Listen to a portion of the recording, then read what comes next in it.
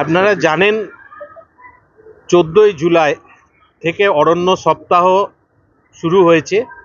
মমতা বন্দ্যোপাধ্যায় অরণ্য সপ্তাহ পালন করার জন্য সারা বাংলা জুড়ে সেই আহ্বান জানিয়েছেন এবং আজ সকালে বর্ধমান দক্ষিণ বিধানসভা কেন্দ্রের সম্মানীয় বিধায়ক খোকন দাসের হাত দিয়ে বর্ধমান শহর তৃণমূল কংগ্রেসের উদ্যোগে আমরা এই যে স্লোগান একটি হলেও বৃক্ষরোপণ করব জনে জনে, সবুজ বর্ধমানের সুস্থ বাতাস লাগুক সবার প্রাণে, এই আহ্বানকে সামনে রেখে বর্ধমান শহর তৃণমূল কংগ্রেসের উদ্যোগে আমরা বৃক্ষরোপণ কর্মসূচি শুরু করেছি। সম্মানীয় বিধায়ক খোকন দাসের হাত দিয়ে কঙ্কালেশ্বরী মাতার মন্দিরের প্রাঙ্গণে আজ সকালে তার শুভ উদ্বোধন হয়েছে। এখন 34 নম্বর ওয়ার্ডের আজকে বর্ধমান মিউনিসিপ্যাল স্কুলে আমরা বৃক্ষরোপণ কর্মসূচি পালন করছি।